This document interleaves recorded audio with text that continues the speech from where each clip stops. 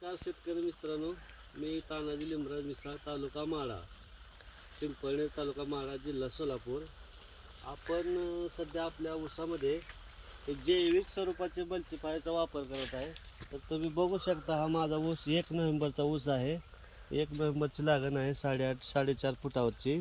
तर ऊसाची ह्या जैविक मल्टीप्लायर या खतामुळे, जैविक वापरामुळे ऊसाची कांडे बघा साधारणपणे एक वीत झालेली आहे. आणि याचा इतका फायदा आहे की माती भुसभुशीत करते हे जैविक. आणि सध्या माझं सोडण्याचं काम चालू आहे. बघा तुम्ही काळं पाणी बघू शकता.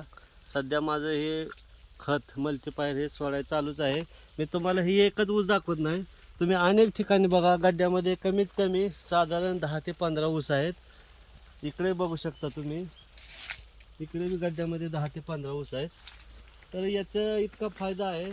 तर शेतकरी मित्रांनी रासायनिक खत वापरण्यापेक्षा मला वाटतं की जैविक खत वापरावं. त्याचे फायदे अनेक आहेत. त्याचे इतके फायदे आहेत की त्याच्यामुळे माती भुसभुशीत होते आणि मुळ्यांची संख्या वाढते. तुम्ही बघू शकता ऊसाचा कलर कसा काळा भंगार आहे.